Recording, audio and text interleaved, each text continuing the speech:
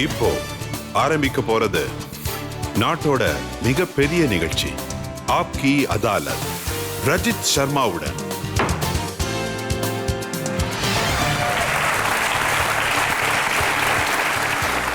வணக்கம். ஆப்கி அதாலத்துக்கு உங்களை வரவேற்கிறேன். ஆப்கி அதாலத்துக்கு இன்னைக்கு வரப்போற ஒரு விருந்தினர் அவர் இன்டர்நேஷனல் ஸ்டார். இவர் எப்படிப்பட்ட ஸ்டாருன்னா, இவர் ரிங்கில் இறங்கினா பெரிய ஆளுங்களோட இதய துடிப்பே நின்று போயிடும். அவர் எந்த மாதிரி ஸ்டார்னா, அவர் இந்தியா வந்தாலும் சரி, வெளிநாடு போனாலும் சரி, ஆயிரக்கணக்கில் மக்கள் கூட்டம் அங்கே இருக்கும். அவர் எப்படிப்பட்ட மனுஷன்னா, உலகம் பூரா இந்தியாவோட பெயரை பிரசித்தியாக்கி இருக்காரு.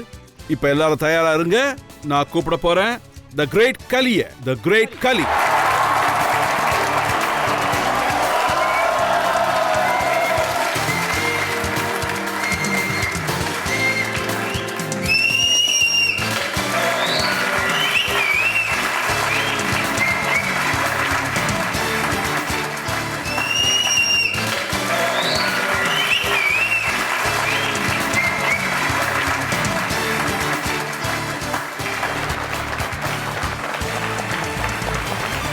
ஆப்கி அதாலத்துல இன்னைக்கு பேட்டி ஆரம்பிக்கிறதுக்கு முன்னாடி, கேள்விகளையும் குற்றச்சாட்டுகளையும் சுமத்துறதுக்கு முன்னாடி, இன்றைய ஜட்ஜ் ஷீல் மதுவோட அனுமதியை கேட்டு பெறுவோம்.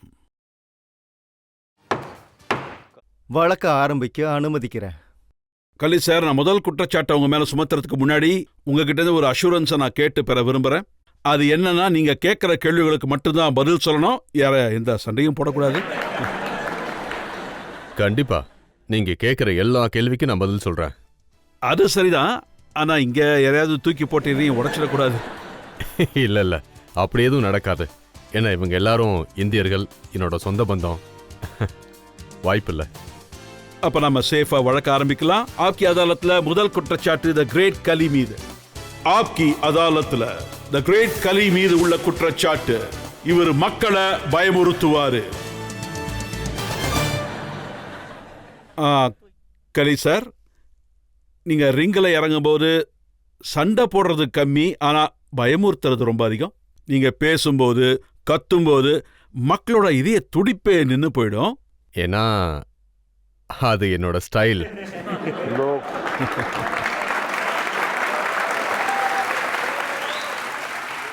ஒவ்வொருத்தருக்கு ஒவ்வொரு ஸ்டைல் இருக்கும். என்னோடது கத்துறது ஸ்டைல். அப்புறம் இன்னொருத்தருக்கு பார்த்தீங்கன்னா, அண்டர்டேக்கர் கண்ணை உருட்டி பயம் காட்டுவாரு. WWE ஒவ்வொருத்தருக்கும் ஒவ்வொரு ஸ்டைல் இருக்கு. இன்னும் ரொம்ப டிஃப்ரெண்டான நிறைய கேரக்டர்ஸ் இருக்காங்க அங்க. நீங்க எங்க ஆடியன்ஸ்க்கு கத்தி காட்ட முடியுமா?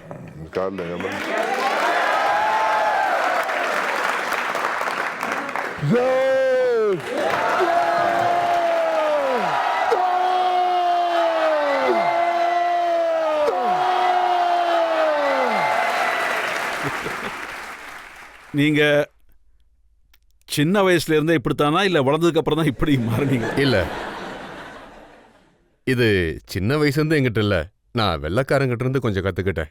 இந்த ஆளுங்க எப்படி இப்படிலாம் பண்றாங்க, இவங்க எப்படி டிஃப்ரெண்டான கேரக்டர் எல்லாம் உருவாக்குறாங்க, எப்படி இவ்வளோ டிஃப்ரெண்டா பண்றாங்கன்னு நான் பார்த்து கத்துக்கிட்டேன். அப்ப சின்ன வயசுல இருந்தே உங்க உருவம் கொஞ்சம் பெருசுதான் இல்ல?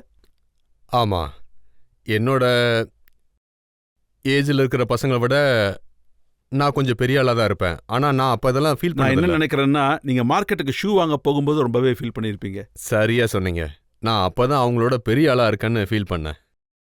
அப்படின்னா உங்க ஷூவோட நம்பர் என்ன? பார்த்தீங்கன்னா இது இங்கெல்லாம் கிடைக்காது, வெளிநாட்டில் மட்டும்தான் கிடைக்கும். 18வது நம்பர்.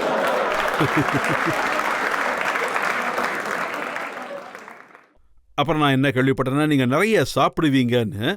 ஆமாம்மா, நிறைய சப்ளிமெண்ட்ஸ் சாப்பிடுவேன். என்ன சாப்பிடுவீங்க? என்னோட சப்ளிமெண்ட்ஸ் நிறைய இருக்கு. அப்புறம் நான் வெஜ்ஜு தான் நிறைய சாப்பிடுவேன். அதாவது பருப்பு, காய்கறி, சப்பாத்தி, ரைஸ். இருங்க நான் சொல்றேன், நீங்க சொல்ல வெக்கப்படுறீங்க. சரி நீங்களே சொல்லுங்க. என் தகவல் படி நீங்க 5 லிட்டர் பால் குடிப்பீங்க, 3 கிலோ சிக்கன் சாப்பிடுவீங்க, 30 சப்பாத்தி சாப்பிடுவீங்க, அப்புறம் கொஞ்சமா ஒரு 1/2 கிலோ ட்ரை ஃப்ரூட்ஸ் சாப்பிடுவீங்க. இல்லை, அப்படிலாம் இல்லை. நான் உங்கள் எல்லாரையும் விட அதிகமாக தான் சாப்பிடுவேன். அதுக்காக ரொம்ப அதிகமா இல்ல. ஆனா அதை சொல்லி நான் புரிய வைக்க முடியாது. பட் எனக்கு சொல்லலாம்ல. அதான் சொன்னனே, பருப்பு, சிக்கன், பருப்பு, காய்கறி, அப்புறம் ஃப்ரூட்ஸ் சப்ளிமெண்ட்ஸை நான் எடுத்துப்பேன். இதுதான் ரெகுலரா சாப்பிட்றது. ஆனா உடம்பு நமக்கு இவ்வளவு பெருசா இருக்கும்போது, இவ்வளவு பெரிய பாடி நமக்கு இருக்கும்போது, இவ்வளவு பெரிய கால் சைஸ் இருக்கும்போது, பெரிய ஷோல்டர்ஸ் இருக்கும்போது, இந்த மாதிரி ஆளுக்கு பொண்ணு பார்க்கறதும் ரொம்பவே கஷ்டமான ஒரு காரியம் தானே. லேஸ்ல கிடைக்காதே. நீங்க சரியா சொன்னீங்க. அதாவது பாத்தீங்கன்னா, பொண்ணுங்க என்ன ரொம்ப பெரிய ஆள்னு பார்த்து பயப்படுவாங்க. அவங்களுக்கு கொஞ்சம் வித்தியாசமா இருப்பேன். சோ பொண்ணு கிடைச்சாங்களா? ஸ்பெஷல் இந்தியால கிடைக்கும்ல. இல்ல ஏதாவது ஸ்பெஷலான பொண்ணு கிடைச்சாங்களா, இல்ல ரொம்ப கஷ்டப்பட்டு தேடினதுக்கு அப்புறம் தான் கிடைச்சாங்களா? இப்போ கஷ்டப்பட்டுன்னு சொல்லிக்க முடியாது. அத ஸ்பெஷல்னு தான் சொல்லணும். அது எப்படின்னா, அவளோட நேச்சர் என்னை பொறுத்த வரைக்கும் அது ரொம்ப ஸ்பெஷல் தானே. ஏன்னா என்னோட ஒய்ஃப் ரொம்ப நல்லவங்க. அவங்க ஹைட் கம்மியா? ஹைட் பார்த்தீங்கன்னா அவங்க 5.8 இருப்பாங்க. உங்க பக்கத்துல யாருன்னாலும் குள்ளமா தான் தெரியுவாங்க. என் எதிரில் யாருன்னாலும் சின்னதாக தான் தெரிவாங்க. உங்களை பத்தி நாங்க நியூஸ் பேப்பர்ல படிக்கும்போது இல்ல டிவியில கேட்கும்போது, ஒரு ஏழை குடும்பத்தை சேர்ந்தவங்க, கல் உடைக்கிற வேலையை செஞ்சுட்டு இருந்தீங்க, லேபர் வேலை தான் செஞ்சீங்க. ஆனா இன்னைக்கு இது ஒரு மிஸ்டரி. நீங்க எப்படி அமெரிக்காவுக்கு போனீங்கன்ற விஷயம் ஆச்சரியமா இருக்கு. நீங்க சரியா சொன்னீங்க. நான் ஒரு ஏழை விவசாய குடும்பத்தை சேர்ந்தவன். அப்புறம் எனக்கு என்னோட உழைப்பு மேல, அப்புறம் கடவுள் மேல ரொம்ப நம்பிக்கை இருக்கு. அப்புறம் நான் ஒரு வாட்டி ஒரு விஷயத்த செய்யணும்னு முடிவு பண்ணிட்டேன்னா அந்த டார்கெட் அச்சீவ் பண்ணியே தருவேன். அதுலேருந்து பின் வாங்க மாட்டேன். நீங்க WWEக்கு போனப்போ இந்தியாலையும் மக்கள் உங்களை பார்க்க ஆரம்பிச்சாங்க, உங்களை நல்லாவே ஐடென்டிஃபை பண்ணாங்க. நம்ம ஹிமாச்சல் பிரதேச சேர்ந்த ஒருத்தர் அவ்வளோ பெரிய இடத்துக்கு போய் சேர்ந்திருக்காருன்னாங்க. உங்களுக்கு இப்படி தோணு, இது என்னோட ஃபைட் அப்படின்னு முதல்ல ஒரு ஃபைட் தோணிருக்குமே, அது எப்போ நடந்தது, எப்படி நடந்தது? என்னோட ஃபர்ஸ்ட் ஃபைட்டுன்னு பார்த்தீங்கன்னா அது அண்டர்டேக்கர் கூட தான். நான் அண்டர்டேக்கரை தோக்கடிச்சதும் ஒரே நைட்டில் உலகம் பூரா நான் பிளாஸ்ட் ஆயிட்டேன்னு தான் சொல்லணும். ஒரே நைட்டில் மொத்த உலகத்துக்கும் தெரிய ஆரம்பிச்சிட்டேன். இப்படி தான் நான் மேலே வந்தேன். அண்டர்டேக்கரை பற்றி எனக்கு தெரிஞ்ச வரைக்கும் டெத் மேன்னு சொல்லுவாங்க. அவரை ரொம்பவே ப்ரொஜெக்ட் பண்ணாங்க. அப்புறம் அவர் காஃபின்லேருந்து வெளியே வருவார். எதிரில் யார் வந்தாலும் அவங்கள காலி பண்ணிடுவார். உங்களுக்கு முன்னாடி அவரும் நிறைய பேரை பயங்கரமாக அடித்து போட்டவர் தான். ஸோ அந்த ஃபஸ்ட்டு ஃபைட்டில் கலியோட மனசில் உங்களுக்கு ஒரு பயம் இருந்துச்சா? ஆமாம், என் மனசில் பயம் இருந்துச்சு. ஏன்னா WWEயில் இருக்கிறவங்க, WWEயில் வேலை செய்கிறவங்க, அப்புறம் WWEலேருந்து ஃபயர் பண்ணவங்க, அவங்க எல்லாருமே இதைத்தான் சொல்லுவாங்க. WWE ரொம்ப ஆபத்தானதுன்னு, அது ரொம்ப பயங்கரமானது, டேஞ்சரானதுன்னு, அதுக்கு போக வேண்டாம் அப்படின்னு. அது ரொம்ப ஒரு டேஞ்சரஸான கேம். அந்த கேமுக்குள்ளே போனால் நிறைய இன்ஜுரிஸ் ஆகும். ஆனால் என்னோட சிச்சுவேஷன் என்னன்னா, நான் 2 விஷயத்தில் ஒன்றை சூஸ் பண்ணி ஆகணும். அப்போ அதாவது ஒன்று நான் ஏழையாகவே இருந்தனும், இல்லை WWEக்கு போகணும். அப்போ நான் முடிவு பண்ணிட்டேன் WWEக்கு போகிறதுன்னு. அப்புறம் என்ன நடந்தாலும் சரி, ஆனால் நான் கொஞ்சம் நர்வஸாக இருந்தேன். எப்படியா இருந்தாலும் அவர் அடிச்சு சாட்சினு முடிவு பண்ணிட்டேன். ஆமாம், கண்டிப்பாக. இன்னொரு மிஸ்டரியும் இருக்கு. நீங்க அண்டர்டேக்கர் அடிச்சிங்க, நல்ல பேரு கிடைச்சது. அப்புறம் உங்களோட ஒவ்வொரு ஃபைட்டையும் பார்த்து மக்கள் அப்படியே அன்பை பொழிஞ்சாங்க. அப்புறம் அண்டர்டேக்கரோட உங்களோட கடைசி ஃபைட். அந்த நேரத்தில் WWE பார்க்குறவங்களுக்கெல்லாம் நீங்க தான் வின் பண்ண போறீங்கன்னு தோணுச்சு. நீங்க அவரை நல்லா அடிச்சிங்க. ஆனால் கடைசி மொமெண்ட்ல என்னாச்சு? அவரு ஜெயிச்சிட்டாரு. அது நடந்துக்கிட்டே தான் இருக்கும். ஒரு வாட்டி ஜெயிப்போம், ஒரு வாட்டி தோப்போம். அதாவது எப்பவும் ஒரே மாதிரி சொல்ல முடியாது எப்பவுமே ஜெயிப்போம் அப்படின்னு. வெற்றி தோல்விங்கிறது நம்ம கையில கிடையாது. ஆனா அந்த தோல்வியை நம்ம எதிர்த்து நின்னாதான் ஜெயிக்க முடியும். ஒருவேளை வீட்லயே உட்காந்து நாம வருத்தப்பட்டோம்னா, நான் ஜெயிச்சே ஆகணும் அப்படின்னா நாம கண்டிப்பா தோத்துதான் போவோம், நம்பிக்கையும் இழந்துருவோம் நாம. அதனால வெற்றி தோல்விங்கிறது இருந்துகிட்டே தான் இருக்கும். ஆனா நாம நம்பிக்கையை மட்டும் இழந்துடவே கூடாது. நம்மளோட வேலை என்னவோ அதை நம்ம செஞ்சுக்கிட்டே இருக்கணும். இல்ல பார்க்குறவங்களாம் என்ன சொன்னாங்கன்னா, அண்டர்டேக்கரோட லாக் இருக்குல்ல, அதை ஒருத்தரால மட்டும் தான் உடைக்க முடியும்னு எல்லாருமே நம்பினாங்க. அது யாருன்னா த கிரேட் கலி தான் உடைக்க முடியும்னு உறுதியா நம்பினாங்க. பட் கிரேட் கலி அதுல வெற்றி அடையல.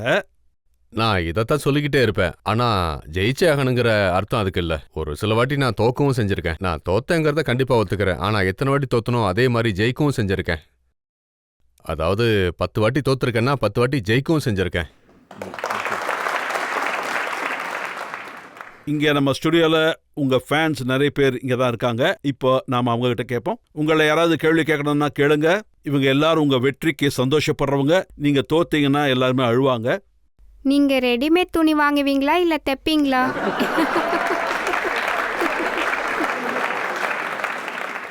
நான் ஸ்பெஷலாக எனக்காக ஸ்டிச் பண்ணிப்பேன். நான் ஆர்டர் கொடுத்து தான் ஸ்டிச் பண்ணுவேன். ஏன்னா எனக்கு மோஸ்ட்லி ட்ரெஸ் கிடச்சிரும். அது ஸ்பெஷல் அமெரிக்காவில் பிரிக்கன் டால் ஸ்டோரில். அது இன்னும் ரொம்ப பெருசாக இருக்கும். அதை நான் லைக் பண்ண மாட்டேன். அதனால் எனக்குன்னு நான் கொஞ்சம் ஸ்டைலிஷாக தைச்சிப்பேன், என்னோட பாடிக்கு ஃபிட் ஆகிற மாதிரி. இது உங்களோட ஸ்டைலா? அதை ஸ்டைலுன்னு சொல்ல முடியாது, என்னோட பாடிக்கு ஏற்ற மாதிரி அது இருக்கும். அமெரிக்காவில் நிறைய பேர் குண்டா இருப்பாங்க. அவங்களோட டிஷர்ட் பார்த்தீங்கன்னா இவ்வளோ தூரம் இருக்கும். அப்புறம் அதே மாதிரி டிஷர்ட்டை நான் போட்டுட்டு இந்தியா வந்தேன்னா நம்ம ஆளுங்க நான் வெளியேருந்து ஏதோ ஃபேஷன் கொண்டு வந்திருக்கேன்னு நினைப்பாங்க. அதனால நான் என்னோட கல்ச்சரில் இருக்கணும்னு நினைக்கிறேன். ஃபிட்டாக இருந்தால் தான் எனக்கு ரொம்ப பிடிக்கும். உங்கள் உண்மையான பேர் திலீப் சிங் ராணா தானே? ஆமாம். உங்கள் அப்பா அம்மா வச்ச பேர். அப்புறமா இந்த கலிங்கிற பேர் உங்களுக்கு எங்கேருந்து வந்துச்சு? கலினா அங்கே எல்லாருக்கும் ஒரு கேரக்டரோட பேர் கொடுப்பாங்க. எப்படின்னா அண்டர்டேக்கரோட பேர் மார்க், ரியல் நேம். அப்புறம் கெயினோட பேரு கெண்ட். அப்புறம் என்னோட பேரு திலீப் சிங் ராணா, தி கிரேட் கலி. இந்த கலிங்கிற ஐடியா எப்படி வந்துச்சு? அது அவங்களே தான் கொடுப்பாங்க WWEலேருந்து. இல்லை, நான் என்ன கேள்விப்பட்டேன்னா நீங்கள் ஜெய் காளின்னு கத்துவீங்களா, அதனால ஒருவேளை உங்கள் பேர் கலினாச்சா? இல்லை, அது அந்த மாதிரி எதுவும் இல்லை. அந்த மாதிரி அப்படி எதுவும் இல்லை. கலி, உங்கள் மேலே நிறைய குற்றச்சாட்டுகள் இருக்குது. நீங்கள் ஒன்றும் பயப்படாதீங்க, தண்ணி குடிச்சிட்டு இருக்கீங்க பார்க்குறேன். நான் உங்ககிட்ட நல்ல கேள்விகளை தான். இல்லை இல்லை இல்லை, நீங்கள் கேளுங்க, சொல்கிறது என்னோட வேலை, எந்த பிரச்சனையும் இல்லை, நோ ப்ராப்ளம். அப்போ நான் பயப்பட வேண்டிய அவசியம் இல்லை. இல்லை, நீங்கள் தைரியமாக இருங்க. இப்போ நாம் ஒரு பிரேக் எடுத்துப்போம். பிரேக்குக்கு அப்புறம் ஆப்கி அதாலத்தில் த கிரேட் கலி மீது உள்ள மக்களின் கேள்விகளும் வழக்கும் தொடரும்.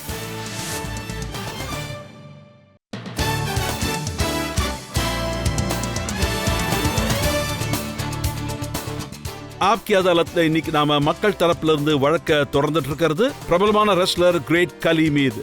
ஆப்கி அதாலத்தில் அடுத்த குற்றச்சாட்டு.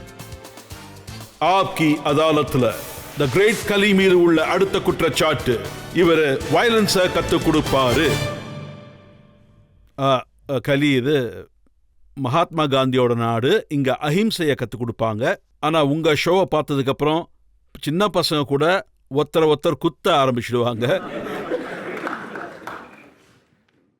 எனக்கு தெரிஞ்சு இது நல்ல விஷயந்தான். அது அது அப்படி செஞ்சா ஒருத்தர் ஒரு கன்னத்தில் அரைஞ்சா இன்னொருத்தர் இன்னொரு கன்னத்தில் அரைவாங்க. இந்த மாதிரி விஷயத்தையெல்லாம் நாம இப்பெல்லாம் யாரும் அரையறது இல்லை, டைரக்டா குத்தி ரத்தம் எப்போ வருது எப்படின்னு பார்க்கலாம். ஏன்னா அது நல்ல விஷயந்தான். ஒருத்தருக்கு அவ்வளோ கோவம் வருதுன்னா அதை அவங்க கண்டிப்பாக அவங்களோட ஃபீல்டில் ரெஸ்லிங் பண்ணணும். அங்கே குத்துறது நல்ல விஷயந்தான். அதுக்காக தேவையில்லாமல் யாரையும் நான் அடிக்க சொல்லலை. ஒருவேளை அவங்க உண்மையிலேயே அடி வாங்குற ஆளாக இருந்தால் நம்ம கண்டிப்பாக அவங்கள அடிக்கலாம். ரிங்குக்கு வெளியே நீங்கள் யாரையாவது அடிச்சிருக்கீங்களா? இப்போதைக்கு யாரையும் அடிக்கல. இன்னைக்காவது உங்கள் கைப்பட்டதும் யாராவது ஹாஸ்பிட்டலில் அட்மிட் ஆனது உண்டா? இல்லை, அப்படிலாம் எதுவும் இல்லை. நான் என்ன படித்தேன்னா, பிரையன்ற பேரில் ஒருத்தர் இருந்தார். கலி அவரை ட்ரைனிங் போது ஒரு ஃப்ளாப் ஜாக் அடிச்சாரு, அதோட அவர் இறந்துட்டாரு. இது ஆமாம், அது உண்மைதான். ஆனால் அது வெளியே இல்லை, ரிங்குக்குள்ளே தான். வெளியே எப்பவும் அந்த மாதிரி நடந்ததே இல்லை, எல்லாமே ரிங்குக்குள்ளே தான். அப்புறம் கலிஃபோர்னியாவில் நடந்துச்சு, சான் பிரான்சிஸ்கோலையும் நடந்துச்சு. ஸோ அன்னைக்கு அப்படி நடந்துருச்சு. என்னாச்சு அந்த இன்சிடெண்ட்டில்? அங்கேயும் இதே தான் நடந்துச்சு. அங்கே ஒரு ஸ்பைன் ஃபாஸ்டம் பண்ணதும் அவரோட தலை கீழே பட்டுருச்சு. அப்புறம் அப்போ உங்கள் மனசுக்கு ரொம்ப கஷ்டமாக இருந்துச்சா?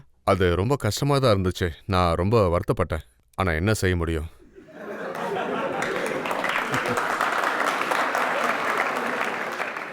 மற்றவங்க உங்களை அடிக்கும்போது உங்களுக்கு நிறைய அடிபட்டிருக்குமே. ஆமா, கண்டிப்பா அடிபடும். அப்படின்னா உங்கள் பாடியில் நிறைய அடிபட்டிருக்குமே. எனக்கு நிறைய இடத்துல அடிபட்டிருக்கு. தலையில் அடிபட்டிருக்கு, காலில், பேக்கில் நிறைய அடிபட்டிருக்கு.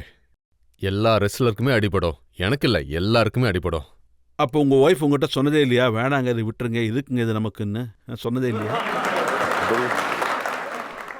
அவ தினமும் சொல்லுவா, இதை விட்டுருங்க அப்படின்னு, இந்த ரெஸ்லிங்கை விட்டுருங்க அப்படின்னு. அவ சொல்லதான் செய்வான், அந்த ரெஸ்லிங் வேண்டாம் விட்டுருங்க அப்படின்னு. ஆனா இது என்னோட இன்ட்ரெஸ்ட், ரெஸ்லிங் பண்ணுன்றது. நீங்கள் விட போகிறதில்ல? கண்டிப்பா விட மாட்டேன். சரி, நானும் விட மாட்டேன். கண்டிப்பா மற்றவங்களுக்கும் கற்றுக் கொடுப்பேன்.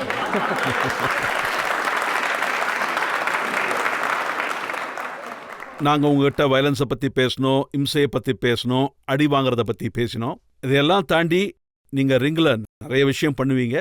இந்த ரெஸ்லிங் பண்ணும்போது நடுவில் கிஸ்ஸிங் எங்கேருந்து வந்துச்சு? அது என்ன எல்லாரும் எந்த பார்வையில் பார்க்க விரும்புகிறாங்களோ அவங்களுக்கு நான் அந்த பார்வையில் தெரிவேன்.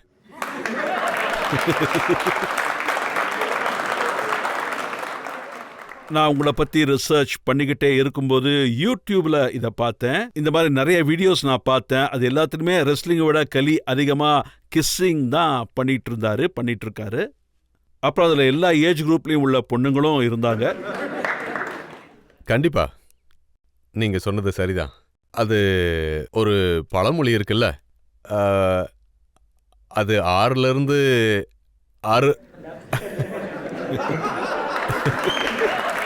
6 60 வரைக்கும். இதை பார்த்தா உங்கள் ஒய்ஃப் என்ன சொல்லுவாங்க? அவகிட்ட நான் என்ன சொல்லுவேன்னா, விடுப்பா இதெல்லாம் ஒரு விஷயமே இல்லைன்னு சொல்லுவேன். அதெல்லாம் வெறும் கேமரா ட்ரிக் தான்னு சொல்லுவேன். அது எல்லாமே கேமரா ட்ரிக் தான், அவங்க என்ன பண்றாங்கன்னு எனக்கே தெரியாதுன்னு சொல்லுவேன். அதெல்லாம் கேர் பண்ணாத, விட்டுருன்னு சொல்லிடுவேன் அவகிட்ட. நீங்கள் ஒய்ஃப் கிட்ட இது கேமரா ட்ரிக்குன்னு சொன்னதும் அவங்களும் அதை நம்பிடுவாங்களா? ஆமா, அவ அப்படியே நம்பிடுவா. ஏன்னா என் ஒய்ஃப் ரொம்ப நல்லவ. அதனால தான் சொல்றேன், அவ பெஸ்ட், அவ எனக்கு ஸ்பெஷல். சரி, உங்களுக்கு பர்சனலாக எது ரொம்ப பிடிக்கும், இந்த அடிதடியா இல்லை கிஸ்ஸிங் சீன்? அதில் உங்களுக்கு என்ன பிடிக்கும் நீங்களே சொல்லுங்களேன்.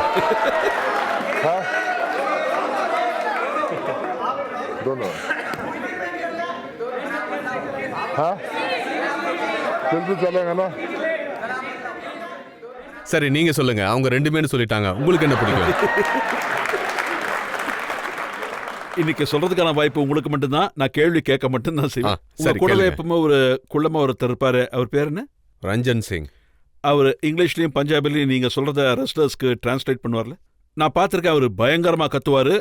பஞ்சாபி பிளே பாய், தி கிரேட் கலி. நீங்க ஒரு தடவை அந்த ஸ்டேடியம்ல இருக்கிறவங்கிட்ட சொன்னீங்க, ஸ்டேடியம்ல இருக்கிற எல்லாருக்கிட்டையும் சொன்னீங்க, கிஸ் பண்ணா ஸ்டேடியம்ல எல்லாரும்.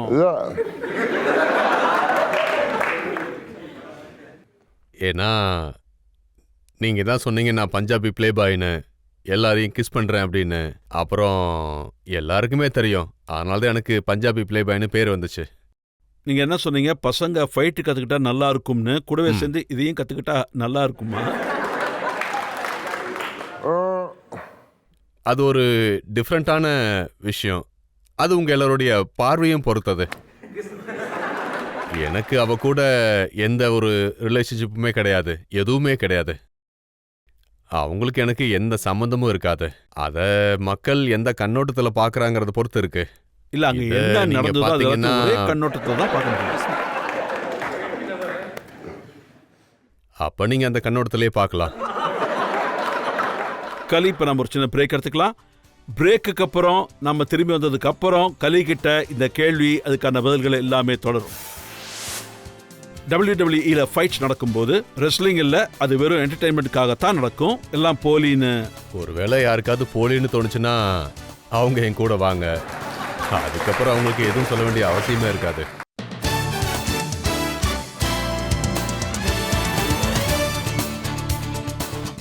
ஆப்கி அதாலத்தில் இன்னைக்கு நம்ம வழக்க தொடர்ந்துட்டு இருக்கிறோம். த கிரேட் கலி மீது ஆப்கி அதாலத்தில் அடுத்த குற்றச்சாட்டு.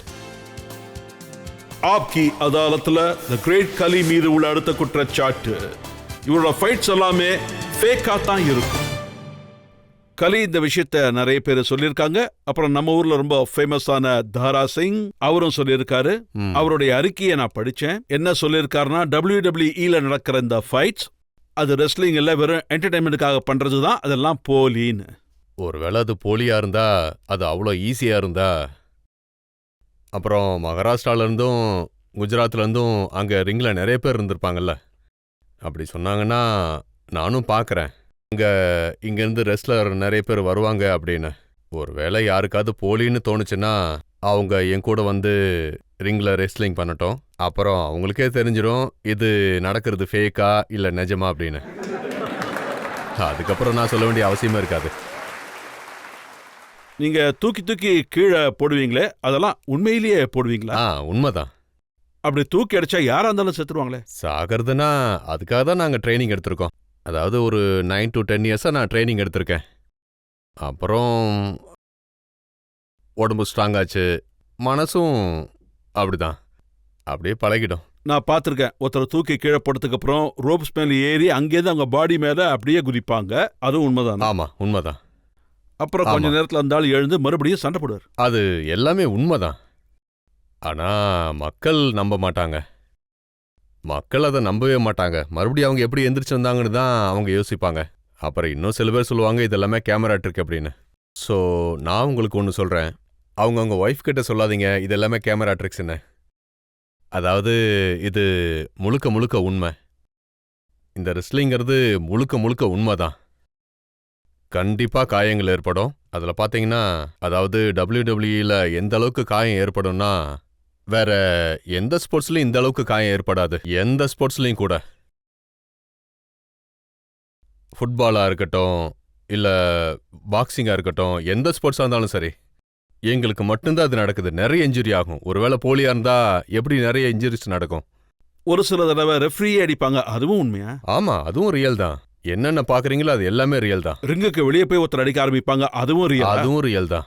இந்த ரூல்ஸ் அண்ட் ரெகுலேஷன்ஸ் எதுவுமே இல்லையா? அதாவது யாரை பார்த்தீங்கன்னா வேணா அடிப்பீங்களா? ரூல்ஸ் அப்படின்னு எதுவுமே கிடையாது. ஆனால் நீங்கள் என்னெல்லாம் பார்க்குறீங்களோ அது எல்லாமே ரியல் தான். ரூல்ஸ் அண்ட் ரெகுலேஷன்ஸ்லாம் பார்த்தா ஃபைட்டை கேன்சல் தான் பண்ணணும். அதாவது ரூல்ஸ் அண்ட் ரெகுலேஷன்ஸை அவங்கவுங்களுக்கு ஏற்ற மாதிரி அவங்கவுங்க போட்டு வச்சுருப்பாங்க. ஒரு சில தடவை யாராவது அடிக்க சேரையே எடுத்துட்டு வருவாங்க. ஆமாம்மா, அது எல்லாமே ரியல் தான். முழுக்க முழுக்க ரியல். சேரால் அடிக்கக்கூடாது, இதெல்லாம் யூஸ் பண்ணக்கூடாதுங்கிற ரூல்ஸ் எல்லாம் ஒண்ணுமே கிடையாதா? இல்லை, அதனால தான் இதுக்கு பேர் WWE. இங்கே எல்லாமே ரியல் தான். நான் என்ன கேள்விப்பட்டிருக்கேன்னா, அந்த மேட்ச் கடையில், அதாவது இந்த ஒன்றுக்கு மேலே ஒன்றுன்னு நிறைய பெட்ஸ் இருக்கும். அப்புறம் மேட்ச் கடையில் அடிபட்டுறக்கூடாதுன்னு ஸ்ப்ரிங்ஸ் எல்லாம் வச்சுருப்பாங்கன்னு கேள்விப்பட்டிருக்கேன். இல்லை, அந்த மாதிரி எதுவும் இல்லை. நான் உங்களுக்கு தெளிவாக சொல்கிறேன். கீழே ஒரு ஸ்டீல் பீம் இருக்கும். அப்புறம் அதுக்கு மேலே அது என்ன சொல்லுவாங்கன்னா, அது பிளாங்க் இருக்கும். உட்டன் பிளாங்க் இருக்கும். அது கொஞ்சம் தடிமனாக இருக்கும். ஏன்னா அதுக்கடியில் ஏதாவது இருந்தால் அப்படியே இறங்கிடும். அதுக்கு கீழே ஸ்ப்ரிங் ஏதாவது இருந்தால் அது அப்படியே கீழே இறங்கிடும். ஸோ அதை ரொம்ப ஸ்ட்ராங்காக செய்வாங்க, ரொம்ப ஸ்ட்ராங்காக. அப்புறம் அதுக்குள்ளே ஸ்ப்ரிங் வச்சுருப்பாங்க அப்படிங்கிறது உங்களோட பிரம்ம தான். அது இவ்வளோ ஹைட்டில் இருக்கும்ல, அதாவது 4 அடி உயரத்தில் இருக்கும். அதில் பெரிய பெரிய உடன் பிளாங்க்லாம் இருக்கும். அதுக்கு மேலே ஃபோம் பிளாடிங்லாம் இருக்கும். அதுக்கு மேலே கேன்வாஸ் கவர் இருக்கும். ஒருவேளை அது ஸ்ப்ரிங்காக இருந்தால் கீழே மைக் இருக்கும். அப்புறம் அதில் சத்தம் கேட்கும். ஏன்னா அந்த மாதிரி எதுவும் இல்லை. அதில் இருக்கிறது உட்டு, அப்புறம் ஸ்டீல் ராடு. ஒவ்வொரு 2 அடிக்கும் ஸ்டீல் பீம் இருக்கும். அப்புறம் ஒரு சில பேர் ரத்தம் அப்படியே வழியுமே, அதெல்லாம் உண்மைதான். அதுவும் ரியல் தான். நான் என்ன கேள்விப்பட்டேன்னா, அது ஒரு கேப்சூல்னு ஒரு அமெரிக்கன் சேனல், லாஸ் ஏஞ்சலஸோடது. அதில் என்ன சொன்னாங்கன்னா, ரெஃப்ரி அந்த கேப்சூல் எப்படி எடுத்து கொடுப்பாரு, அது அவங்க எப்படி யூஸ் பண்ணுவாங்க, போட்டுப்பாங்க அப்படின்லாம் சொல்லியிருக்காங்க. அதில் அப்படிலாம் எதுவும் இல்லை. இது மக்களோட பிரம்ம தான். அப்புறம் கேப்சூல்லாம் இருக்கும். அது எல்லாமே முழுக்க முழுக்க பொய் தான். ஒருவேளை அந்த மாதிரி கேப்சூல்ஸ் இருந்தால் அந்த கேப்சூலை நாங்கள் தலையில் போடுவோம். அப்போது அங்கே கிட்டத்தட்ட 25,000 மக்கள் எங்களை பார்த்துக்கிட்டு இருப்பாங்க. அவங்க எல்லாரும் எந்திரிச்சு போயிடுவாங்களா இல்லையா? அவங்க எல்லாரும் கேட்பாங்கல்ல, எங்களை முட்டாளாக்குறீங்களான்னு. டிஸ்டன்ஸ் இப்படி தான் இருக்கும். ஒரு 3 அடி 4 அடி தூரம் தான் இருக்கும். ஆடியன்ஸ் எல்லா பக்கம் உட்காந்துருப்பாங்க. அங்க ஒருத்தரோ 2 பேரோ கிடையாது. கிட்டத்தட்ட 1000கணக்கான மக்கள் உட்காந்துருப்பாங்க. ஒருவேளை அங்க ஏதாவது செய்யற மாதிரி இருந்தா நான் உங்களுக்கு இப்படி செய்வாங்கன்னு சொல்லியிருப்பேன். நீங்க என்ன அதாவது சொல்றீங்கன்னா பாருங்க, பாருங்க. நான் கண்டிப்பா சொல்றேன், அந்த மாதிரி எதுவுமே கிடையாது. நான் ஏற்கனவே சொன்ன மாதிரி இது மக்களோட பிரம்ம தான். நீங்க ஏதோ சொன்னீங்களோ ஒரு கேப்சூல் இருக்கு அப்படின்னு. எங்க கேம்ல அந்த கேப்சூலுக்கு எந்த வேலையும் கிடையாது. என்ன சொல்ல வரீங்கன்னா WWE நடக்காது, வேற எதுலயாவது. ஒருவேளை அது வேற எங்கேயாவது நடக்கலாம், அதை நான் இல்லைன்னு சொல்ல முடியாது. ஒருவேளை நீங்க சொல்ற கேப்சூல் எங்கேயாவது இருக்கலாம், அதுக்கு வாய்ப்புகள் நிறைய இருக்கு. ஆனா நான் பார்த்த வரைக்கும் அந்த கேப்சூலுக்கு எங்க கிட்ட எந்த வேலையும் கிடையாது. நான் உங்களுக்கு அந்த கேப்சூலையும் காட்ட முடியும். நாங்க அந்த கேப்சூலை ஜெர்மனிலேருந்து ஆர்டர் பண்ணி வர வச்சிருக்கோம். அப்படியா? அந்த கேப்சூல்ல கொஞ்சம் தண்ணி ஊத்தினா போதும், பார்க்கறதுக்கு அது பிளட் மாதிரியே இருக்கும். ஓகே ரியலா சார், இருக்கும். அப்படின்னா நெக்ஸ்ட் டைம் நாங்களும் அந்த கேப்சூலை யூஸ் பண்ண ஆரம்பிச்சிடுறோம். அப்புறம் நாங்க அடியெல்லாம் வாங்க மாட்டோம். இந்த ஷோ முடிஞ்சதுக்கப்புறம் அந்த கேப்சூலை நீங்க எனக்கு கொடுங்க, அது எனக்கு யூஸ் ஆகும். நாங்க இனிமேல் அடி வாங்க மாட்டோம். ஏன்னா அந்த கேப்சூல் எடுத்து இப்படி தலையில வச்சுப்போம். என்கிட்ட ஒரு கேப்சூல் இருக்கு. காட்டுங்க. ஓ, இது எனக்கு கொடுத்துருங்க, எனக்கு யூஸ் ஆகும். இதுல நான் உங்களுக்கு தண்ணியை ஊத்தி இது காட்டுறேன். எனக்கு தான் யூஸ் ஆகும். கொஞ்சம் உங்களுக்கு தண்ணி use எடுத்து ஆகாது. வாங்க. என்கிட்ட கொடுத்துருங்க. இந்த கேப்சூலை நீங்க எனக்கு கொடுத்துருங்க. இல்ல நான் காட்டுறேன், இது ஒருவேளை உங்களுக்கு யூஸ் ஆகலாம். இதை யூஸ் பண்ணா அடி வாங்க தேவையில்ல. ரத்தம் வந்தா அவங்க பயந்துருவாங்க. இங்க இங்க காட்டுங்க. பாருங்களேன். இதுல கொஞ்சம் தண்ணி பட்டாலும் இது பாருங்க அப்படியே ரத்தமாவே மாறிடும். ஓ, இதுதான் அந்த கேப்சூல். பாருங்க, நான் இத உடைச்சதும் அப்போ இந்த ஐட்டம் எனக்கு யூஸ் ஆகுதுன்னு நினைக்கிறேன். படத்துல யூஸ் பண்ணலாம், நல்லா இருக்கும். ஆமா, நான் சொல்றது கரெக்ட் தானே? ஏன்னா அது ஜோக் கிடையாது, உண்மைதானே? ஏன்னா அதை படத்துல அதிகமா யூஸ் பண்ணலாம். இந்த மேக்கப் போடுறப்ப அவங்க யூஸ் பண்ணலாம். ஆனா எங்களை சுத்தி அங்க ஆயிரக்கணக்கான மக்கள் உட்கார்ந்துகிட்டு இருப்பாங்க. ஸோ நாங்க இந்த மாதிரி எதுவுமே யூஸ் பண்ண மாட்டோம். ஏன்னா எங்களோட கேம்ல பாத்தீங்கன்னா பில்லியன் அண்ட் பில்லியன் டாலருக்கு மேல இன்வெஸ்ட் பண்ணிருப்பாங்க. ஒருவேளை இந்த கேப்சூலை நாங்க யூஸ் பண்ண ஆரம்பிச்சிட்டோம்னா அப்புறம் கிரேட் கல்லிக்கும் அண்டர்டேக்கருக்கும் அங்க என்ன வேலை இருக்கு சொல்லுங்க? சரி, நாங்க ஒத்துக்கிறோம். கலி சிந்துற ரத்தம் உண்மையானதுதான். அவரோடது ரியல் ரத்தம். கண்டிப்பா என்னோடதும் ரியல் ரத்தம் தான், மத்தவங்களோடதும் ரியல் ரத்தம் தான். அப்புறம் உங்க ஃபைட்ஸ்லாம் நான் பார்த்துருக்கேன், மற்றவங்க ரத்தத்தை அதிகமாக சிந்த வைப்பீங்க நீங்க. அப்புறம் இந்த மாதிரி நடந்துகிட்டே தான் இருக்கும். நான் ஒருவேளை 10 மேட்ச் தோத்தா அடுத்த 10 மேட்ச் ஜெயிச்சுட்டே தான் இருப்பேன். நான் எல்லாத்துலயும் தோத்துருவேன்னு சொல்ல முடியாது. ஆடியன்ஸ்ல யாராவது ஒரு ஃபைட்ஸை பத்தி கேள்வி கேட்க விரும்புறீங்களா? சார், உங்களுக்கு ஒரு முக்கியமான மேட்ச் நடந்துச்சு. அதில் நீங்கள் உங்களோட ஃபைட்டை கவனித்து பார்த்தப்போ உங்களுக்கு இங்கிலீஷ் தெரியாததுனால ஃபைட்டில் தோற்று போயிட்டீங்க. அந்த மாதிரி ஏதாச்சும் ஃபைட் நடந்துச்சா சார்? அன்னைக்கு உங்கள் கூட இருந்தவங்கலாம் இப்போ இல்லை. நாங்க வருஷத்துக்கு 300க்கும் மேற்பட்ட ஃபைட்ஸ் பண்ணுவோம். டீட்டெயில்டா ஒவ்வொரு ஃபைட்டும் ஞாபகம் இருக்காது. அதனால பேசிக்கலா அவர் என்ன கேட்க விரும்புறாருன்னா, இங்கிலீஷ் தெரியாதனால உங்களுக்கு ஏதாவது ப்ராப்ளம் ஆச்சா? ப்ராப்ளம் இருக்கா? ஆக்சுவலா எனக்கு ப்ராப்பரா இங்கிலீஷ் தெரியும்னு என்னால சொல்ல முடியாது. அதே நேரம் சுத்தமா எனக்கு இங்கிலீஷ் தெரியாதுன்னு சொல்ல முடியாது. என்னோட மேனேஜர் ஒருத்தர் இருக்காரு, ரஞ்சன் சிங். அவரு பேசிக்கலி ஒரு ரைட்டர் WWE. அப்புறம் அவர் அங்கதான் பிறந்தாரு, USA. ஸோ WWE இங்கிலீஷ் பேசினா அவரு ரொம்ப ப்ராப்பரான இங்கிலீஷ் பேசுவாரு, ரொம்ப கிளீனா. அவரு ஒரு வாட்டி இங்கிலீஷ்ல சொன்னாருன்னா மக்களுக்கு ஈஸியா புரிஞ்சிடும். ஒருவேளை நான் பேசினா, ஏன்னா நான் பேசுற ஹிந்தியே நிறைய பேருக்கு புரியாது, குழப்பமா இருக்குன்னு சொல்லுவாங்க. என்னோட ஹிந்தியே சில பேருக்கு புரியாது. அப்புறம் மற்றபடி நீங்க இங்கிலீஷ்னு சொன்னீங்க, அது different type of characters, mango characters பார்த்துருப்பீங்க. அதனால அவர் ஊமையா பிறந்துட்டாருங்கிறது அர்த்தம் கிடையாதுல்ல. அது ஒரு டிஃப்ரெண்டான கேரக்டர்னு சொல்லலாம். கேரக்டர் எல்லாமே கேரக்டருக்கு ஏற்ற மாதிரி நடக்கும். இல்லை, நான் கொஞ்சம் பயந்துகிட்டு இருந்தேன் நீங்க ஆப்கியாதத்தில் கரெக்டாக பேச முடியுமா இல்லையான்னு. ஆனா இப்போ சொல்றேன், நீங்க ரொம்ப நல்லா பேசுறீங்க, தெளிவா பேசுறீங்க.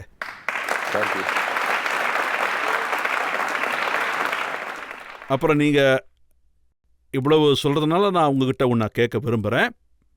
அங்கே நடக்கிற ஃபைட்ஸில் உங்களுக்கு ஒரு ஸ்கிரிப்ட் கொடுப்பாங்களாமே? எல்லாமே ஸ்கிரிப்டட்னு சொல்கிறாங்க, இதெல்லாமே ஒரு ட்ராமா தான். நீங்க கேமரால என்ன பாக்குறீங்களோ அது எல்லாமே ரியல் தான். ஒருத்தர் அடி வாங்குறது, ரத்தம் வர்றது எல்லாமே ரியல் தான். அப்புறம் உங்களுக்கு கிடைக்கிற இந்த டாலர் நோட்ஸ் அதெல்லாம் ரியல் தான். ஆப்வியஸ்லி. கலி, நீங்கள் ரொம்ப நல்லபடியாக ரொம்ப நேர்மையாக பதில் சொல்லிகிட்டு இருக்கீங்க. இப்போ இன்னொரு சின்ன பிரேக் எடுத்துக்கலாம்.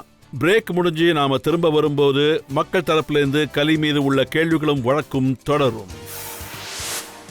ஜப்பான் டைம்ஸ் படி கலியோட செஸ்ட், கலியோட ஷோல்டர், கலியோட கைகள் இதெல்லாம் ஒரு நோயால பாதிக்கப்பட்டு இருக்குன்னு. இதுக்கு நான் என்னன்னு சொல்றது? நான் இங்கே தானே இருக்கேன், நான் ஆரோக்கியமா தானே இருக்கேன்.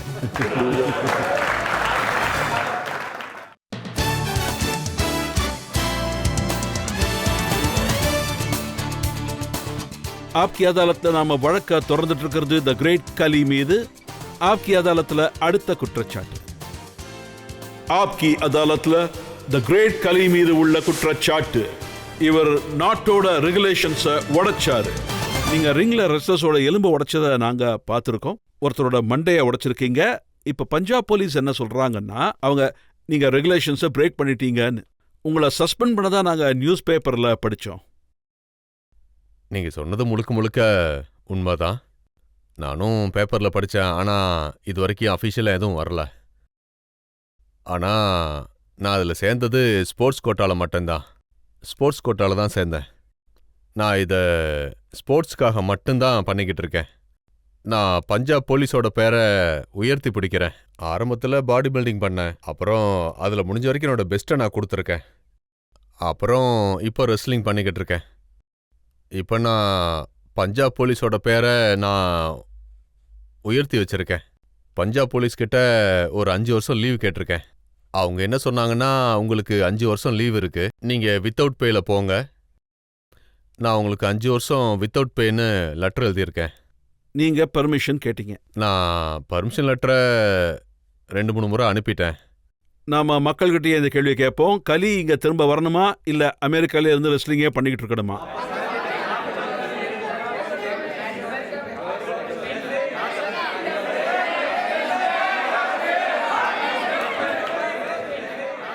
கலி இங்க இருக்கிற பெரும்பாலானவங்க நீங்க ரெஸ்லிங் பண்ணிக்கிட்டே இருக்கணும்னு தான் சொல்றாங்க. ஸோ இவங்க தரப்புலேருந்து நாங்க பஞ்சாப் போலீஸ் கிட்ட உங்களுக்கு லீவு கொடுக்கணுங்கிறத டெஃபினட்டா சொல்றோம். இங்க ஒரு விஷயத்தை உங்ககிட்ட சொல்லணும்னு விரும்புகிறேன். ஒருவேளை நான் இங்க இருக்கிற ரூல்ஸ் ஏதாவது பிரேக் பண்ணியிருக்கலாம். ஆனா நான் கிரைம் எதுவுமே பண்ணல.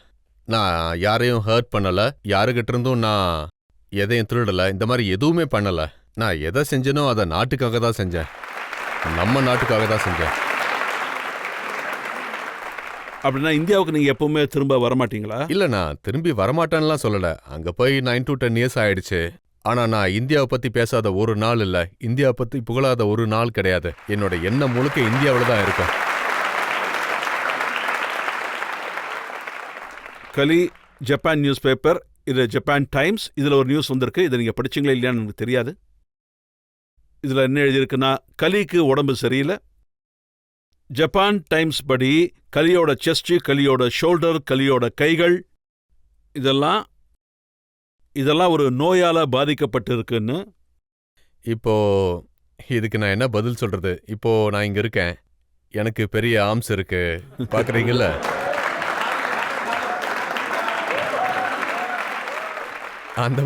அந்த மாதிரி எதுவுமே இல்லை.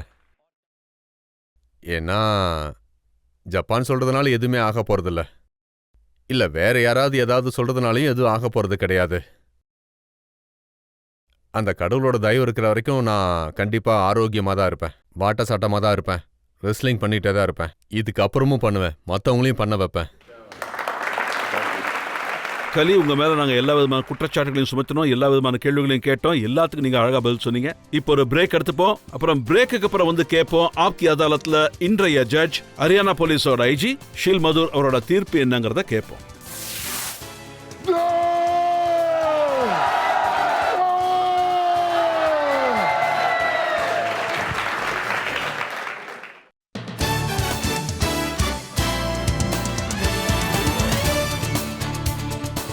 Welcome back. ஆப்கி அதாலத்தை இன்னைக்கு நாம வழக்க தொடர்ந்தது த கிரேட் கலி மீது.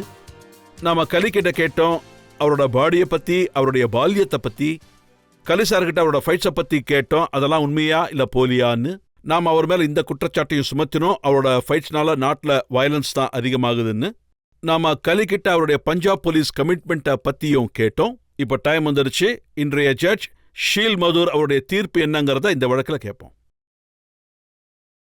திரு திலீப் சிங் ராணா உர்ஃப் கலி, அதாவது உங்க மேல எந்த பழிய சுமத்துனாங்களோ அதுக்கு ரொம்ப புத்திசாலித்தனமா உண்மையான மனசோட நேர்மையா பதில் சொல்லியிருக்கீங்க. அதனால உங்கள் மீது நீதிமன்றத்தில் என்னென்ன குற்றச்சாட்டுகள் சுமத்துனாங்களோ அதுல இருந்தெல்லாம் உங்களை கௌரவமா இந்த நீதிமன்றம் விடுவிக்குது. அப்புறம் கூடவே நீங்க ரிங்க்ல எப்படி நின்னு உங்க 2 கைகளையும் மேல தூக்கி எந்த அளவுக்கு சத்தம் போடுவீங்களோ அதே மாதிரி இங்க இன்னொரு வாட்டி சத்தம் போட்டு காட்டுங்க.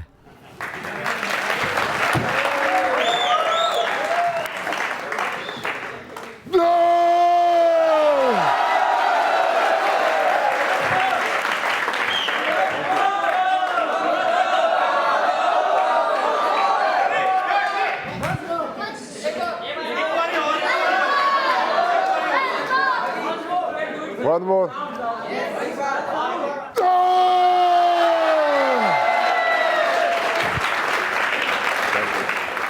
கலி எப்படி இந்தியாவோட பேரை பெருமைப்படுத்தினாரோ அதே மாதிரி WWE-ல ரெஸ்லிங் பண்ணிக்கிட்டு இருப்பாரு, மக்களை என்டர்டெயின் பண்ணிக்கிட்டு இருப்பாரு, இன்னும் இந்திய மக்களோட மனசை ஜெயிச்சுக்கிட்டே இருப்பாரு. இந்த ஷோவை இங்கேயே முடிச்சுக்கிறோம். அடுத்த முறை இன்னொரு விருந்தினரோட உங்களை நான் சந்திக்கிறேன். அதுவரை என்னுடைய அன்பான வணக்கங்கள்.